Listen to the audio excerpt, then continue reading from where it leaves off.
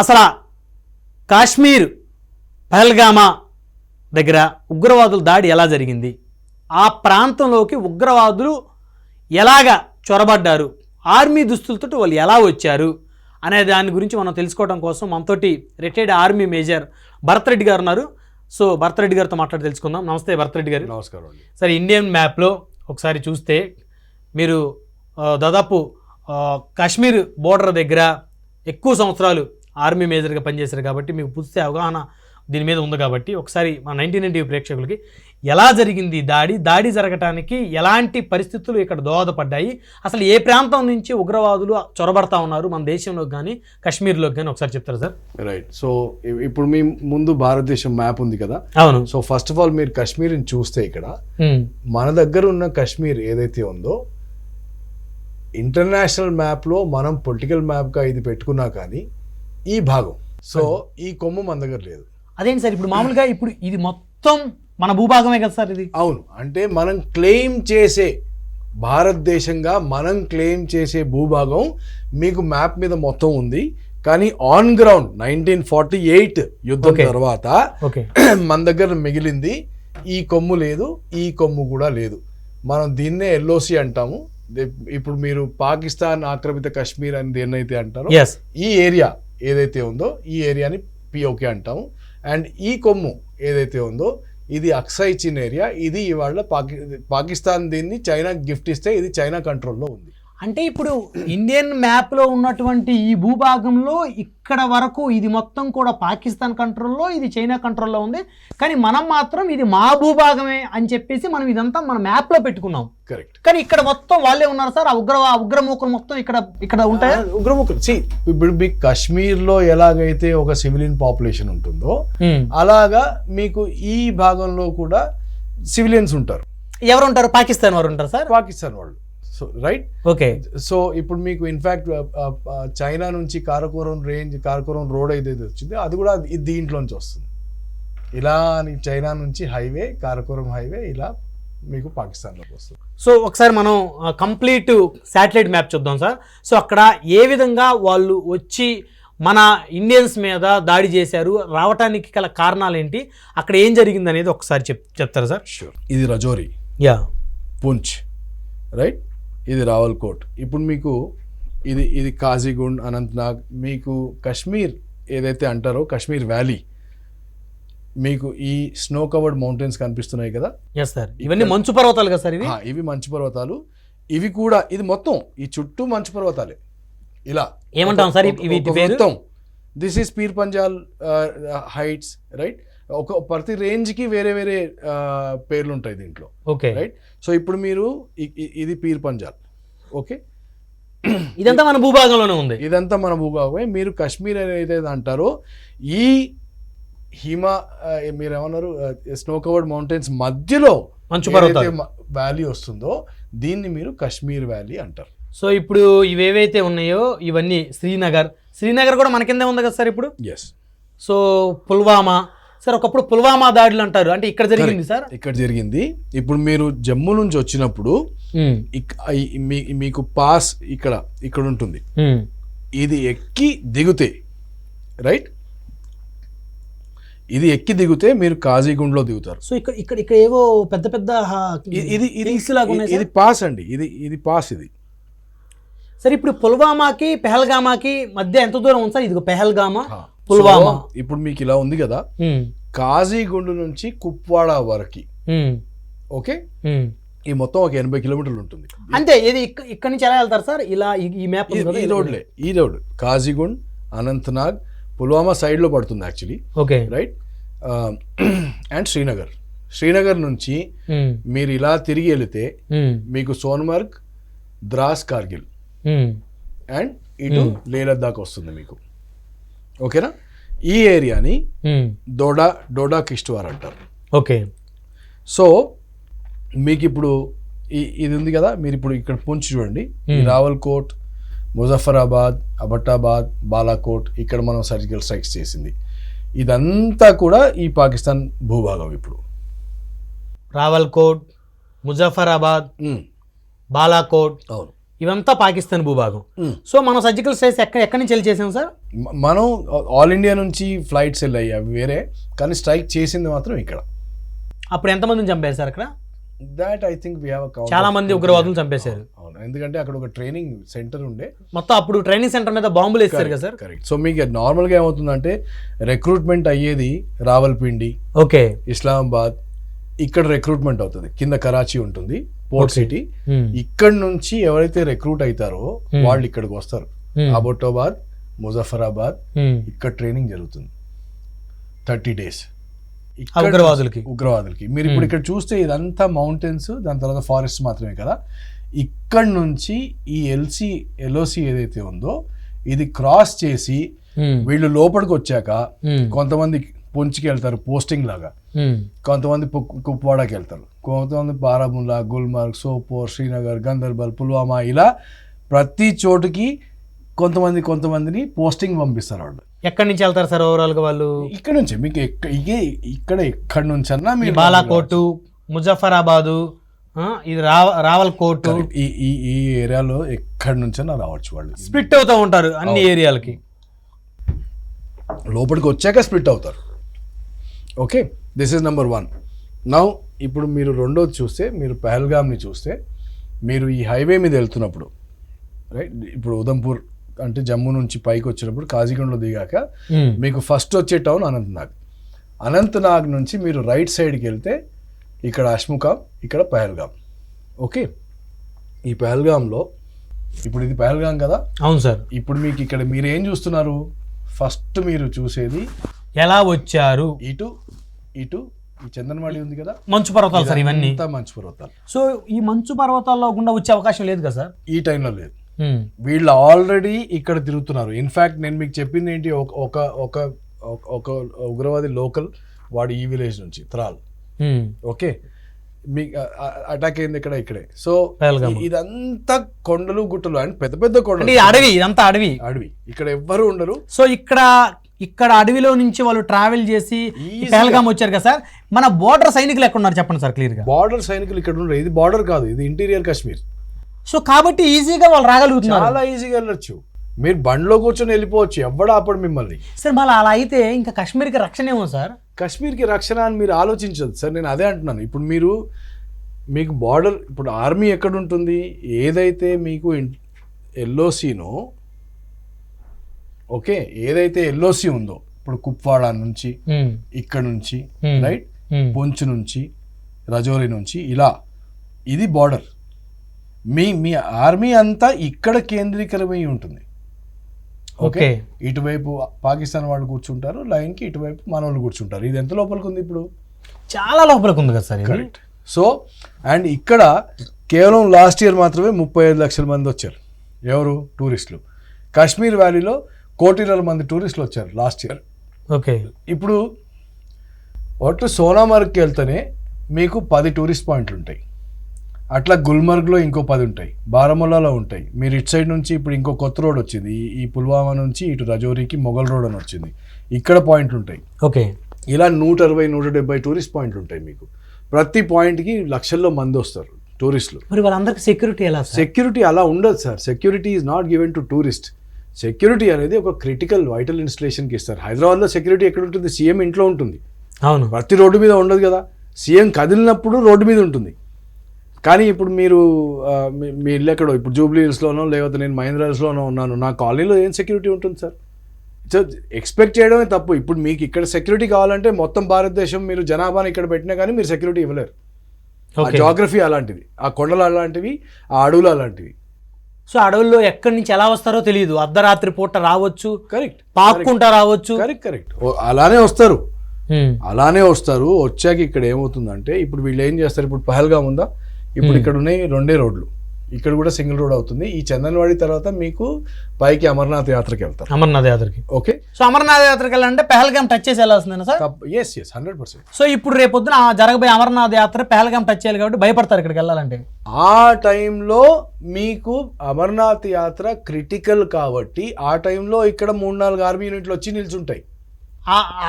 కొన్ని రోజుల వరకు మాత్రమే, ఆ యాత్రకు ఒక వారం ముందు, వారం కాబట్టి తర్వాత మళ్ళీ వెళ్ళిపోతారు. సెక్యూరిటీ ఎప్పుడు కూడా సెన్సిటివ్ టార్గెట్ ఏదైతే ఉంటుందో ఆ సెన్సిటివ్ టార్గెట్కి ఆ టైంలో మాత్రమే వేరే వేరే ప్రాంతాల నుంచి తెచ్చి మోహరిస్తారు. అది ఇన్సిడెంట్ అయిపోయాక వెళ్ళిపోతారు, ఈవెంట్ అయిపోయాక, రైట్. కానీ ఎల్లవేళలా 24 గంటలు ప్రతి చోట సెక్యూరిటీ కావాలంటే ఎవరు ఇవ్వలేరు. It's impossible. సెక్యూరిటీ వర్క్ చేసేదే అలాగా, రైట్. సో ఇప్పుడు మీరు ఇంకా చూస్తే ఇప్పుడు ఈ పహల్గామ్ ఉంది కదా. అవును సార్. ఈ పహల్గామ్లో మీరు ఇంకా ముందుకు వెళ్తే ఇట్లా లిడ్రో ఉంది, రైట్. ఇక్కడ ఒక ఆర్మీ స్కూల్ ఉంటుంది. ఈ లిడ్రో మన కింద ఉందా సార్, ఇండియన్ కింద? ఈ మొత్తం కాశ్మీర్ వ్యాలీ ఇప్పుడు ఇటువైపు అంతా మందే. Okay okay. ఆ తర్వాత ఇంకా మీదికి వెళ్తే మీకు ఇక్కడ ఇది బైసరన్ వ్యాలీ. బైసరన్ వ్యాలీ ఇక్కడ ఉదంతం జరిగింది. Temporary closed sir. ఇప్పుడు వచ్చిన అంటే ఇప్పుడు క్లోజ్ చేసినట్టున్నారు ఈ ఇన్సిడెంట్ జరిగాక. సో మొన్న కాల్పులు జరిగింది ఇక్కడ. సో ఇక్కడ జరిగింది అంటే దుండగులు ఈ ఉగ్రవాదులు ఎటు నుంచి వచ్చి ఉంటారు? ఇప్పుడు ఇది కూడా గుట్ట ఇదంతా. ఇప్పుడు మీకు ఫారెస్ట్ అంతా కనిపిస్తుంది కదా, ఈ మధ్యలో కొంత భూభాగం ఉంది, ఇదంతా కొండ చర్య. అండ్ మీరు ఇంకోటి చూస్తే దీనికి రోడ్డు లేదు. ఇప్పుడు ఇదేదైతే ఉందో మీరు ఇక్కడికి ఇది జరిగిన ప్రాంతం, ఈ మిడో ఉదంతం జరిగిన ప్రాంతం. అవును. ఓకే. ఈ ఉదంతం జరిగిన ప్రాంతం తర్వాత మీరు ఇక్కడికి రావాలంటే రోడ్డు లేదు. ఈ రోడ్డు నుంచి గుర్రాలెక్కి రావాలి ఇక్కడికి. ఓకే. అంటే ఇక్కడ రోడ్డు ఇట్లా ఉంది కదా సార్, ఇలా రావడానికి అది రోడ్డు కాదు. మరి ఈ ప్రాంతానికి రావాలంటే మీరు కేవలం గుర్రాల మీద లేకపోతే ట్రెక్కింగ్ చేసి రావచ్చు అంతే. మీరు రోడ్డు ఇక్కడ వరకే వస్తుంది. సో ఇక్కడ వరకే రోడ్డు ఉంది అంతే. అది ఎలా వస్తారు సార్ ఇక్కడ నుంచి?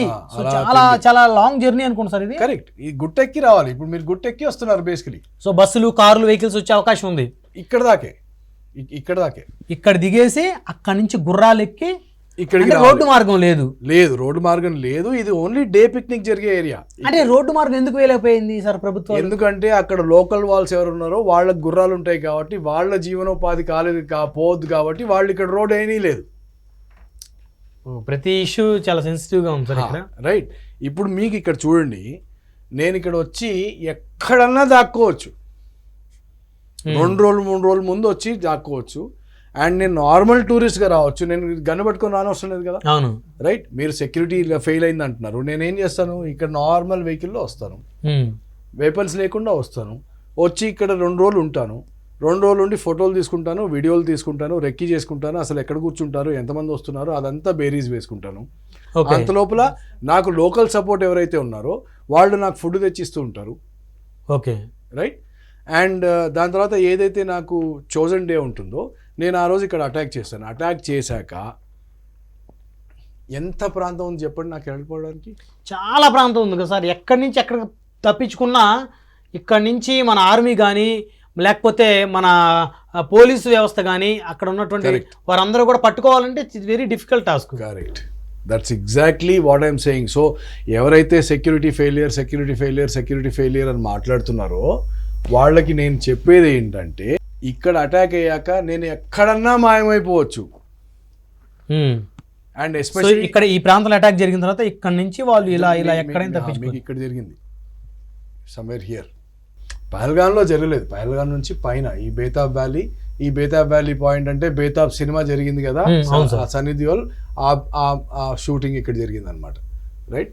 మీ ఇక్కడ పైన ఇక్కడ జరిగింది attack. Okay. So what I'm saying is ఇక్కడికి చొరబడము, ఇక్కడ నుంచి తప్పించుకుని పోవడము చాలా చాలా ఈజీ. ఇన్ఫ్యాక్ట్ కాశ్మీర్లో మనం కంట్రోల్ రాకపోవడానికి ఆ జాగ్రఫీ చాలా పెద్ద కారణం. సో లేకపోతే మన ఇండియన్ ఆర్మీ దాని కంట్రోల్లో తీసుకునే అవకాశం ఉండేది ఆ ప్రాంతాన్ని. ఈజీ. ఇప్పుడు హైదరాబాద్ లాగా ప్లెయిన్ ఏరియా ఉంటే వెతకడము చంపడం ఈజీ. మీకు కొండలు గుట్టలు ఉన్నప్పుడు నేను ఇంతకుముందు ఎవరికో చెప్పాను, తిరుపతి గుట్ట తీసుకోండి, తిరుపతి గుట్టని 6 ఇంతలు పెద్దగా చేయండి. సరేనా, 15 ఇంతలు ఇలా పెద్దగా చేయండి. దాంట్లో మేకను వదిలిపెట్టండి. ఎంతమందిని పంపిస్తారు చెప్పండి పట్టుకోవడానికి మేకని? ఇంపాసిబుల్ కదా సార్. అందని ఎగ్జాక్ట్లీ. సో అందరికీ తెలవాల్సింది అది ఫస్ట్. సో అందరూ ఏమనుకుంటున్నారంటే మన ఇండియన్ ఆర్మీ ఫెయిల్ అయిందా, లేకపోతే సెక్యూరిటీ ఫెయిల్ అయిందా, ఇంటెలిజెన్సీ ఫెయిల్ అయిందా, మరి అంత ఏడుగురు ఉగ్రవాదులు ఏ విధంగా లోపలికి వచ్చారు? 7 కాదు సార్, 100 మంది వచ్చినా పట్టుకోలేవు ఇలాంటి ప్రాంతాలలో. సార్ మరి ఇంకా అలాంటప్పుడు ఇక కాశ్మీర్ ప్రాంతానికి మన భారత పౌరులు పోకుండా ఉండటమే బెటర్ ఏమో కదా సార్ అలాంటప్పుడు అలా ఏం లేదండి. సో దాట్ ఆ స్టాండ్ తీసుకోపోవడం అది ఎవరి వ్యక్తిగత అభిప్రాయం వారిది. కానీ ఇప్పుడు మాత్రం ఎవరు ఆశ్వాసన ఇచ్చినా కానీ ప్రజలు వెళ్ళరు. పోయి ఎవరు ప్రాణాలు కోల్పోతారు సార్, డబ్బులు పెట్టి అక్కడ ఎంజాయ్ చేయడానికి వెళ్ళి వారికి జీవనోపాధిని కల్పించే ఆ ప్రాంతంలో ఉన్న వారికి. కరెక్ట్. సో బట్ పాకిస్తాన్కి కావాల్సింది కూడా అదే. మనం భయపడి మన దేశంలో ఉన్న మన ప్రాంతానికి భయభ్రాంతులు అయి పోలేదనుకోండి, నేను చెప్పినట్టు మీకు ఈ ఏరియాలో అంతా మళ్ళీ ఎకానమీ పడిపోతుంది. ఎకానమీ పడిపోతే జీవనోపాధి ఉండదు, జీవనోపాధి ఉండకపోతే వాళ్ళకి రిక్రూట్మెంట్ ఈజీ అవుతుంది. ఇప్పుడు నాకు ఒక్క అంశం క్లారిటీ కావాలి సార్. ఈ పెహల్గామా ప్రాంతాన్ని మనం ఒకసారి చూస్తే మన సైనికులు ఇక్కడ ఎక్కడ ఉన్నారు ప్రజెంట్? బోర్డరు మన సైనికులు ఎక్కడ ఉన్నారు? ఇదంతా బోర్డర్ అండి. ఇప్పుడు మీరు ఇటు సైడ్ చూస్తే మీరు ఇలా చూడండి, ఆగండి మీరు ఇలా చూడండి. ఇప్పుడు ఇది జమ్మూ కదా? అవును సార్. రైట్. ఇది ముజఫరాబాద్ కదా? అవును. మీకు ఇలా ఉంటుంది, ఇలా మొత్తం ఎల్సి, దాని తర్వాత ఇలా మొత్తం ఎల్సి. సో ఇప్పుడు మీకు సియాచిన్ గ్లేషియర్ ఇక్కడెక్కడ వస్తుంది, ఈ స్కార్దు ఇక్కడ మధ్యలో సియాచిన్ గ్లేషియర్ ఇక్కడ ఉంటుంది. ఓకే. సో సియాచిన్ గ్లేషియర్ ఇక్కడ ఉంటే ఇటు చైనా గుట్టకి దిగుతాయి.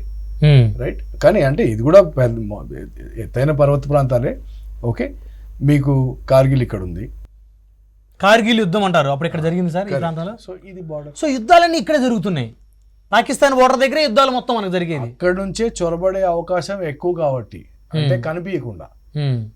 సార్ మిగతా ప్రాంతం ఒక్కసారి కనుక మిగతా ప్రాంతం చూస్తే మనం ఇప్పటి వరకు మనం ఈ ప్రాంతం దగ్గర ఇక్కడ ఇది పొలిటికల్ సిస్టమ్ ప్రకారం ఇక్కడ సియాచిన్ గ్లేషియర్ వస్తుంది. ఓకే. ఇక్కడ నుంచి ఇక్కడికి చైనా బోర్డర్ వస్తుంది. ఇక్కడ నుంచి ఇక్కడ ఇది పాకిస్తాన్ ఆక్రమిత కాశ్మీర్, పిఓకే, స్కార్డు, గిల్గిట్ ఇవన్నీ ఇక్కడ ఉంటాయి. యాక్చువల్లీ ఈ ఏరియా మన దగ్గర ఇక్కడ ఉండుంటే మనకి ఇక్కడ నుంచి రోడ్ ఆఫ్ఘనిస్తాన్కి వచ్చేది, అది కట్ అయిపోయింది. ఓకే. దాని తర్వాత ఇక్కడ కూడా ఇలా కొంచెం కట్ అవుతుంది. సో అంటే ఎవరు నమ్మలేని నిజం ఏంటంటే ఇక్కడ కనిపించేటువంటి మన భారత పటం మీద మన ఇండియన్ మ్యాప్ కనిపించే దాంట్లో ఈ హెడ్లో సగభాగం అంత కాదు, ఆల్మోస్ట్. కానీ దాన్ని ఇండియన్స్ జీర్ణించుకోలేరు సార్. మనం ఎన్నడూ జీర్ణించుకోలేదు. అందుకోసమే ఆ రోజు యుద్ధం ఆపేసిన రోజు మనం చేసిన స్ట్రాటజిక్ తప్పు ఏమంటే మా భూభాగం మాకు కావాలి అని అడిగి తీసుకోకుండా ఉన్న ప్రాంతంలో వాళ్ళు ఎంత చొరబడి వచ్చారో ఆ ముస్కరులు, పాకిస్తాన్ ముస్కరులు, అక్కడి వరకే మనం ఆపేసాం. ఇంకో తప్పు ఏం చేసామంటే మనం ఇక్కడ ఇక్కడ లోపలికి వెళ్ళాం, ఇస్లామాబాద్ వరకు వెళ్ళాం, ఇది వాళ్ళకి వదిలిపెట్టేసాం. మనం ఇక్కడ దాకా వెళ్ళి వాపసు వచ్చాం, కానీ వాళ్ళు ఇక్కడ దాకా వచ్చి వాపసు వెళ్ళాం. ఇది అప్పుడు పాలకులు తప్పని అనుకోవాలి కదా sir. That comment I won't make అండి, కానీ పీపుల్ కెన్ ఇన్ఫర్. ఇప్పుడు ఇక్కడ ఈ ప్రాంతంలో మనకి సెక్యూరిటీ బాగున్నట్టే కదా సార్, బోర్డర్స్ ఇదంతా బోర్డరేనండి, ఇదంతా బోర్డరే. ఇక్కడ అంతా ఆర్మీ ఉంటుంది, ఇది మొత్తం ఇక్కడ మొత్తం ఆర్మీ ఉంటుంది. సో లక్కీగా ఈ చిత్రపటం లాగే కనుక భూభాగం మన చేతిలో ఉన్నట్టయితే ఈ బోర్డర్స్ మొత్తం ఆర్మీ పెట్టుకునే అవకాశం ఉండేది కదా సార్. అవును, అవును. సో ఇప్పుడు ఇక్కడ ఈ లోపల ఎత్తైన కొండలు, ఎత్తైన మంచు పర్వతాలు, సో అడవులు, గుట్టలు, జాగ్రఫీ ఇష్టానుసారంగా ఉండటం వల్ల మనకి దాన్ని ఇంకోటి ఏంటంటే ఇప్పుడు యుద్ధం చేసి ఈ భూభాగం తీసుకొని కూడా మనం సాధించేది ఏం లేదు. అక్కడ ఇండస్ట్రీ లేదు, అగ్రికల్చర్ లేదు, ఏం పెరిగి అంటే అట్లీస్ట్ మనం ఆర్మీని ఇక్కడ పెట్టుకోగలుగుతాం కదా సార్. అప్పుడు పెట్టుకోగలుగుతాం, అది వేరే విషయం. కానీ దానికోసం ఇప్పుడు యుద్ధం చేసి ఆ భూభాగాన్ని తెచ్చుకొని సంపాదించి మనం చేసేది ఏమీ లేదు. I will say it as ROI, return on investment. ఒకటేమో ఎమోషన్ పరంగా ఇది మంది కదా అని గుంజి తీసుకోవడం, కానీ అది గుంజుకొని అంతమందిని చంపుకొని అంత ఆర్థిక వ్యవస్థని పాడు చేసుకొని మన ఫోకస్ని పాడుకొట్టి అది తీసుకొని ఏం సాధిస్తాం మనం? డబ్బా కొట్టుకోవడం తప్ప ఏంది. కానీ ఇక్కడ భౌగోళిక స్ట్రక్చర్ ప్రాబ్లం వల్ల మనం ఇక్కడంతా ఆర్మీని పెట్టుకునే అవకాశం ఉంటుంది. ఇక్కడ తీసుకుంటే ఒక అడ్వాంటేజ్ మాత్రం ఏమవుతుందంటే సెక్యూరిటీ. ఇక్కడ నుంచి మీకు ఆఫ్ఘనిస్తాన్కి లైన్ వస్తుంది, ఆఫ్ఘనిస్తాన్కి రోడ్ వస్తే మీకు సెంట్రల్ ఏషియాకి యాక్సెస్ వస్తుంది డైరెక్ట్గా. సెంట్రల్ ఏషియాకి మీకు యాక్సెస్ వస్తే సెంట్రల్ ఏషియాలో ఏవైతే ఇప్పుడు మినరల్స్ ఉన్నాయో ఆయిల్ కానివ్వండి, ఏదైనా కానివ్వండి, అవన్నిటికి కూడా మనకు హైవే దొరుకుతుండే. అది మనకు డినై అయిపోయింది యాక్చువల్లీ ఈ భూభాగం లేకుండా. సో కంటికి కనిపించే ఈ భారతదేశ చిత్రపటంలో చాలా ప్రాంతం మనది కాదు అనేది ఈ జనరేషన్ పిల్లలకి నిజంగా తెలిసే అవకాశం లేదు. రావాలి. మన పరిస్థితి ఏంది, దేశ పరిస్థితి అంటే దేశంలో కులాలు, రాజకీయ పార్టీల పేర్లతో కొట్టుకు చావకుండా మన పరిస్థితి ఏంటి, మన దేశానికి పొంచి ఉన్నటువంటి ముప్పు ఏంటి.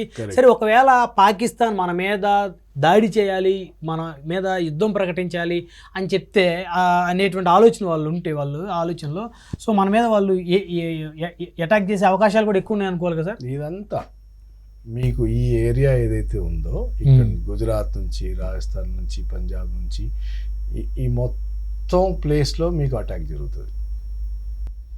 సో ఇప్పుడు మనకి ఇక్కడ ఆర్మీ స్ట్రాంగ్గా ఉన్నట్టేనా సార్? యా మన ఆర్మీ ఇక్కడ మొత్తం ఆల్వేస్ మోహరించి ఉంటుంది. పాకిస్తాన్లోకి వెళ్ళాలంటే కూడా ఇది కాదు దారి, ఇది దారి. సో మనం పాకిస్తాన్లోకి వెళ్ళాలి అంటే సో మనకి ఇదంతా అవసరం లేదు. సో రాజస్థాన్ నుంచి మన ఆర్మీ పాకిస్తాన్లోకి కరెక్ట్ వెళ్ళిపోవచ్చు, వెళ్ళిపోయి వారి మీద అటాక్ చేయొచ్చు. కరెక్ట్. సో వాళ్ళ ఆర్మీ ఎంత ఉంటుంది సార్, మనకన్నా ఎక్కువ ఉంటుందా? లేదండి, వాళ్ళ ఆర్మీ మన ఆర్మీ ఆల్మోస్ట్ సేమ్ ఉంటుంది, ఇంకా వాళ్ళు తక్కువే ఉంటారు. సో 13 లక్షలు మన ఇండియన్ ఆర్మీ. అవును, వాళ్ళు కూడా ఆల్మోస్ట్ 10 లక్షలు ఉంటారు, ఓన్లీ ఒక 30% డిఫరెన్స్. కానీ వాళ్ళ జనాభా తక్కువ సార్ మనతో కంపేర్ చేసుకుంటే. కానీ కంట్రీ స్ట్రక్చర్ ఎట్లా ఉంటుందంటే వాళ్ళు మిలిటరీని ఎక్కువ చేసుకుంటూ వెళ్ళారు కదా. సో ప్రతి దేశానికి ఒక ఆర్మీ ఉంటుంది. పాకిస్తాన్ లో ఆర్మీకి ఒక దేశం ఉంది. సో ఇంకా వాళ్ళ ఫోకస్ అంతా కూడా కరెక్ట్ ఇతర దేశాలని డిస్టర్బ్ చేయటం, దాడులు చేయటం. కరెక్ట్. సో అభివృద్ధి అనే కాన్సెప్ట్ వాళ్ళకి ఉండదు కదా సార్? ఉండొచ్చు, కానీ బయట నుంచి డబ్బులు తెచ్చుకున్నారు, అమెరికా నుంచి డబ్బులు తెచ్చుకున్నారు. ఎప్పుడు కూడా ఇండస్ట్రీస్ వాళ్ళే కంట్రోల్ చేస్తారు, రైట్? ట్రేడ్ వాళ్ళే కంట్రోల్ చేస్తారు, అన్ని వాళ్ళే కంట్రోల్ చేస్తారు అమెరికా. సో వాళ్ళ చేతులు ఏం లేదు. సో పాకిస్తాన్ కంట్రోల్ చేసేది ఉగ్రవాదాన్ని మాత్రమే. అవునండి. Thank you very much Bharat Reddy గారు.